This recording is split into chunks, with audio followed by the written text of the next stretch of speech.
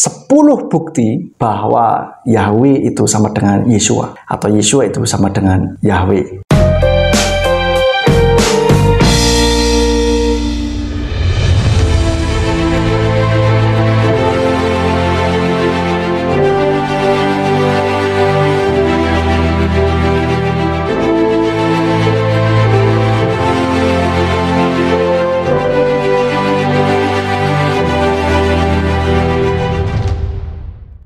Shalom, selamat berjumpa kembali dalam channel YouTube Simeon Sulistyo. Kali ini saya akan menunjukkan kepada kita semuanya 10 bukti bahwa Yahweh itu sama dengan Yeshua atau Yeshua itu sama dengan Yahweh. Mari kita lihat. Ini berdasarkan kitab suci, bukan berdasarkan tafsiran, tetapi apa yang tertulis di dalam kitab suci. Kita mempercayai bahwa Tuhan kita yang kita sembah itu adalah Tuhan yang kekal. Amin. Dan Tuhan di dalam perjanjian lama dan perjanjian baru itu adalah Tuhan yang sama, bukan Tuhan yang berbeda. Karena kalau Tuhan dalam perjanjian lama dan baru adalah Tuhan yang berbeda, berarti iman kita salah atau kita mempunyai dua Tuhan. Begitu ya, logikanya seperti itu. Nah, sekarang kita lihat bukti yang pertama ya. Bukti pertama bahwa Yeshua itu sama dengan Yahweh. Kita lihat di dalam perjanjian lama, di dalam Keluaran 3 ayat 15, dan Elohim berfirman lagi kepada Musa, katakanlah demikian kepada Bani Israel, Yahweh, Elohim leluhurmu, Elohim Abraham, Elohim Ishak dan Elohim Yakub, telah mengutus aku kepadamu, itulah namaku untuk selama-lamanya dan itulah pengingat bagiku turun-temurun. Jadi namanya adalah Yahweh di dalam perjanjian lama. Nah, sekarang kita lihat di dalam perjanjian baru. Nah, di dalam perjanjian baru, Tuhan kita mengenalkan diri dengan nama Yeshua. Nah, mungkin saudara berpikir, lah, Yahweh dan Yeshua kan berbeda. Nah, kalau kita lihat sekilas itu berbeda, tetapi itu adalah sebuah nama yang sama. Bishop Dr. Dominic Bierman menuliskan bahwa Yeshua berarti, arti nama Yeshua itu adalah Tuhan Yah, adalah keselamatan kita dan menyiratkan keselamatan, pembebasan, penebusan. Nah, Yah ini siapa? Yah ini merupakan kependekan dari Yahweh. Sama dengan halnya dalam Alkitab, dalam kata Haleluya. Ensiklopedia Alkitab masa kini jilid 1 dari A sampai L menuliskan bahwa Haleluya merupakan sebutan liturgis disalin dari kata Ibrani Haleluya yang berarti terpujilah Yah, kependekan dari Yahweh, seperti itu.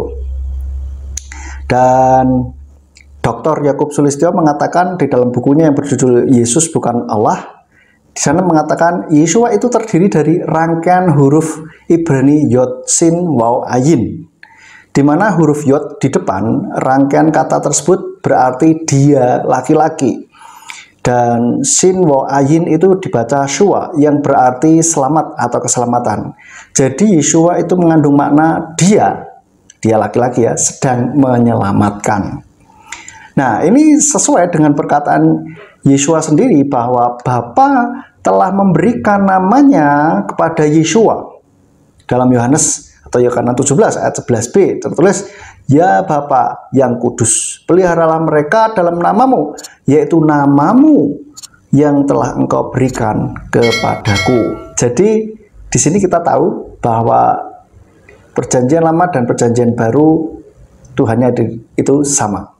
Hanya di dalam perjanjian lama dikenal dengan nama Yahweh, dan di dalam perjanjian baru Yahweh sendiri yang turun dalam rupa manusia yang disebut Yeshua. Begitu. Loh, kenapa kok tidak Yahweh juga gitu?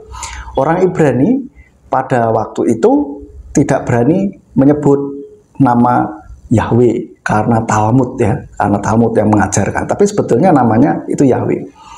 Jadi Yahweh menegaskan dirinya melalui nama Yeshua, yaitu Yeshua, Yahweh Shua, Yahweh yang sedang menyelamatkan. Dan kita tahu bahwa Yeshua itu adalah Sang Juru Selamat kita. Lalu bukti yang kedua bahwa Yahweh sama dengan Yeshua atau Yeshua sama dengan Yahweh adalah Yahweh dan Yeshua disebut Raja segala Raja. Yahweh disebut sebagai Raja segala Raja kita bisa lihat di dalam Mazmur 47 ayat 3, Mazmur 95 ayat 3. Dan di dalam Perjanjian Baru, Yeshua itu juga disebut Raja segala raja. Kita bisa lihat di dalam Wahyu pasal yang ke-1 ayatnya yang ke-5. Jadi jelas tidak mungkin ada raja di atas segala raja, itu ada dua pribadi yang berbeda. Jelas tidak mungkin. Itu adalah pribadi yang sama. Lalu yang ketiga, Yahweh dan Yeshua itu adalah juru selamat. Di dalam Perjanjian Lama, kita lihat di dalam Yesaya 43 ayat 11, Yesaya 43 ayat 11 dikatakan bahwa Akulah Yahweh, tidak ada juru selamat selain aku. Jadi yang juru selamat hanyalah Yahweh. Tidak ada juru selamat lain, ya kan?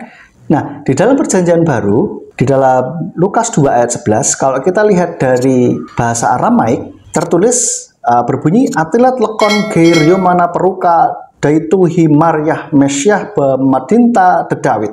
Artinya, karena pada hari ini telah dilahirkan bagimu seorang juru selamat, yaitu Tuhan Yahweh Sang Mesias di kota David.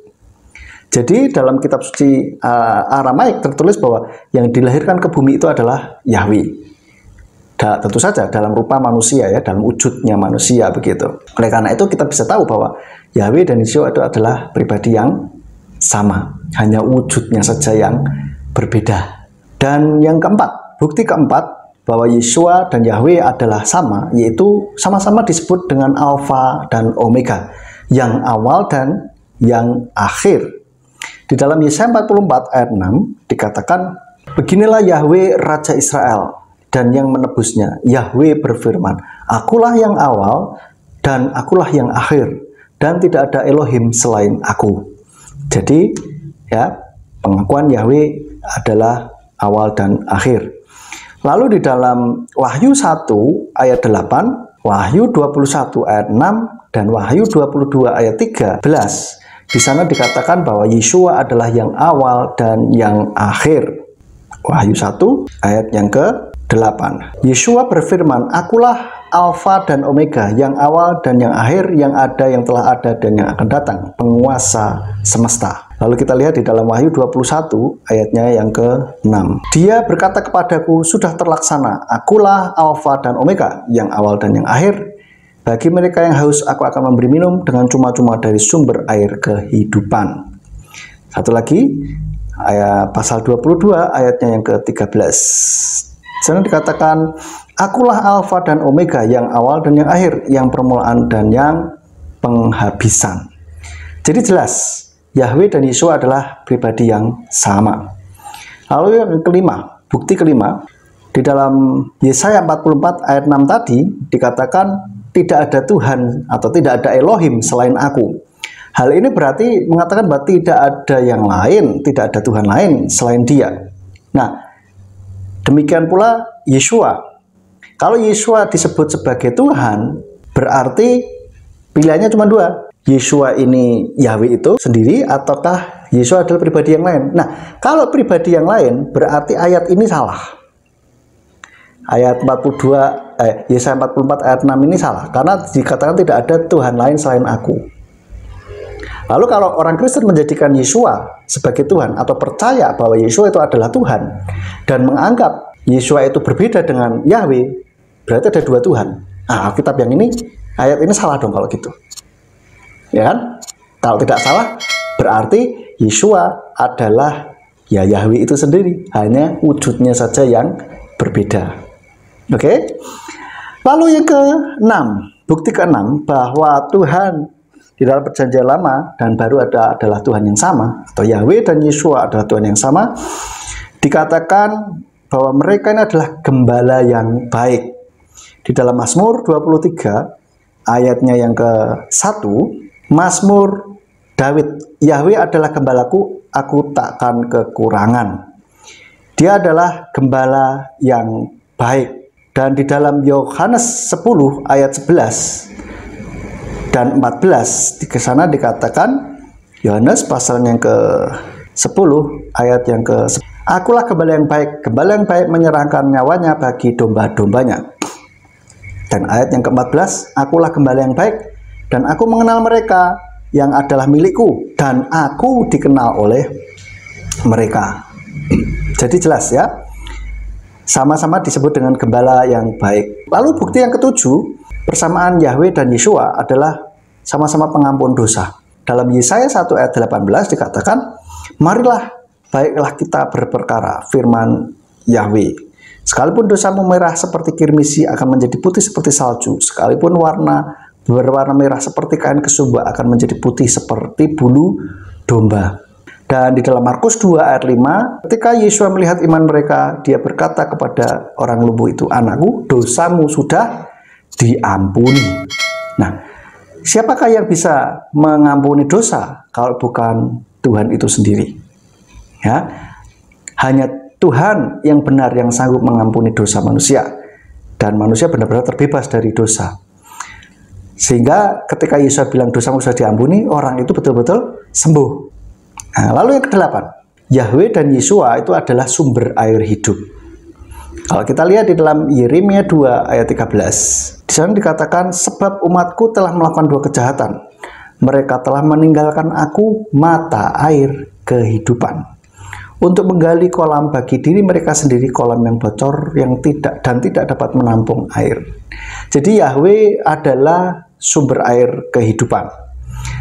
Dan di dalam Yeremia 17 ayat 13, ya Yahweh pengharapan Israel, semua orang yang meninggalkan engkau akan mendapat malu, semua orang yang menyimpang padarimu akan tertulis di dalam debu, karena mereka telah meninggalkan Yahweh sumber air kehidupan. Jelas ya? Jadi Yahweh adalah sumber air kehidupan. Lalu di dalam ayat yang di dalam perjanjian baru, dalam Yohanes 4 ayat 10, Yeshua menjawab, kalau saja engkau tahu karunia Elohim dan siapa yang sedang berkata kepadamu, berilah aku minum, niscaya engkau telah meminta kepadanya, dan dia pun memberikan kepadamu air hidup. Lompat ayat yang ke-14, tetapi barang siapa minum air yang akan kuberikan kepadanya, ia tidak akan pernah haus lagi untuk selama-lamanya. Sebaliknya, air yang akan kuberikan kepadanya akan menjadi mata air di dalam hatinya yang terus memancar sampai hidup yang kekal. Jadi kita lihat di sini Yahweh dan Yeshua adalah sama-sama sumber air kehidupan. Nah, sekarang yang ke-9, Yahweh dan Yeshua disebut sebagai Sang Pencipta. Di dalam Kejadian 2 ayat 7, dan Yahweh Elohim membentuk manusia dari debu tanah, lalu dia menghembuskan nafas kehidupan ke dalam lubang hidungnya, dan manusia itu menjadi makhluk hidup. Dan ayat-ayat yang lain di dalam 1 Tawarikh 16 ayat 26, di sana dikatakan, sebab semua ilah bangsa-bangsa adalah berhala, tetapi Yahweh lah yang telah menjadikan langit. Dan Yesaya 44 ayat yang ke-24, beginilah Yahweh yang menebusmu dan membentukmu sejak dari kandungan. Akulah Yahweh yang menjadikan segala sesuatu, yang membentangkan langit. Aku sendiri yang menghamparkan bumi. Siapakah bersama denganku? Jadi Yahweh adalah Sang Pencipta. Dan di dalam perjanjian baru, ayat-ayatnya kita bisa lihat bahwa Yeshua juga Sang Pencipta. Dalam Yohanes 1 ayat yang kedua, Yohanes atau Yohanan 1 ayatnya yang kedua, ayat 1-2, maaf. Pada mulanya adalah firman, firman itu bersama Elohim, dan firman itu adalah Elohim. Sejak semula dia bersama Elohim. Sampai ayat yang ketiga, segala sesuatu dijadikan olehnya, dan tanpa dia tidak ada sesuatu pun yang telah terjadi. Lagi di dalam Kolose 1 ayat yang ke-16, sebab oleh dia segala sesuatu diciptakan, baik yang di surga dan di bumi, dan yang kelihatan dan yang tidak kelihatan, tahta-tahta atau kerajaan-kerajaan atau penguasa-penguasa atau kuasa-kuasa. Segala sesuatu diciptakan oleh dia dan bagi dia. Ini dalam konteks, kalau ini kita lihat konteksnya adalah membicarakan tentang Yeshua. Dia adalah gambar Elohim yang tidak kelihatan, yang sulung dari segala ciptaan. Kolose 1 ayat 15. Lalu persamaan yang ke-10 bahwa Yahweh dan Yeshua adalah Tuhan yang sama, yaitu yang disebut yang Maha Kuasa. Di dalam Kejadian 17 ayat yang pertama, ketika Abraham berusia 99 tahun, Yahweh menampakkan diri kepada Abraham dan berfirman kepadanya, akulah El Shaddai, Elohim yang Maha Kuasa, hiduplah di hadapanku dan jadilah sempurna. Jadi Yahweh adalah Elohim yang Maha Kuasa. Dan di dalam di dalam Wahyu 1 ayat 8, Yeshua berfirman, "Akulah Alfa dan Omega, yang awal dan yang akhir, yang ada, yang telah ada, dan yang akan datang. Penguasa semesta." Ini penguasa semesta berarti maha kuasa tuh. Nggak ada yang bisa menguasai semesta kecuali Tuhan. Dan banyak lagi bukti-bukti yang lain, cuman hari ini saya sampaikan 10 saja. Dan satu lagi bonus, bagaimana bukti bahwa Yeshua itu adalah Yahweh. Yeshua sendiri mengatakan dirinya itu Yahweh. Di dalam Yohanes 8 ayat 24, dan nanti kita lompat ayat 27, ya, dikatakan begini. "Karena itu tadi aku berkata kepadamu bahwa kamu akan mati dalam dosamu, sebab jikalau kamu tidak percaya bahwa akulah Dia, kamu akan mati dalam dosamu. Kalau kamu tidak percaya bahwa akulah Dia, maka kamu akan mati dalam dosamu." Lalu di ayat-ayat selanjutnya dikatakan, "Lah, siapa kamu?" gitu kan? Nah, kita bisa tahu jawabannya di dalam ayat yang ke-27. Mereka tidak mengerti bahwa Ia, yaitu Yeshua, berbicara kepada mereka tentang Bapa. Jadi kalau Yeshua ngomong dia, membicarakan tentang Dia. Dia siapa? Jawabannya ada di ayat 27. Mereka membicarakan tentang Ia berbicara kepada mereka tentang Bapa. Lah, Bapa ini siapa? Kalau bukan Bapa Yahweh. Nah, ada orang yang tidak memahami Yahweh ini, Bapa ini bernama Yahweh. Kita bisa lihat di dalam Yesaya 64 ayatnya yang ke-8. Di sana dikatakan, "Namun sekarang ya Yahweh, Engkaulah Bapa kami. Kami adalah tanah liat dan Engkaulah panjunan kami, dan kami semua adalah karya tanganmu." Jadi Bapa surgawi kita bernama Yahweh, dan Yeshua mengaku bahwa Dialah Bapa, yaitu Yahweh. Tentu saja dalam rupa, dalam wujud manusia. Nah, kalau Yahweh turun ke dalam bumi menjadi Yeshua dalam rupa manusia, lalu surganya kosong? Ya tidak. Yahweh maha kuasa kok. Dia bisa jadi berapa saja dan bisa jadi apa saja. Gitu aja kok repot, ya kan? Oke, baik, itu saja. Kita bisa simpulkan bahwa Yahweh dan Yeshua itu adalah pribadi yang sama. Kiranya video ini boleh menjadi berkat bagi kita semuanya. Dan kalau saudara merasa diberkati, saudara boleh share, like, dan subscribe, serta bunyikan loncengnya supaya kalau ada video baru dari saya, saudara bisa mendapatkannya. Baik, sampai jumpa dalam video saya selanjutnya. Bapak Yahweh di dalam nama Yesus Masih yang berkati kita. Shalom.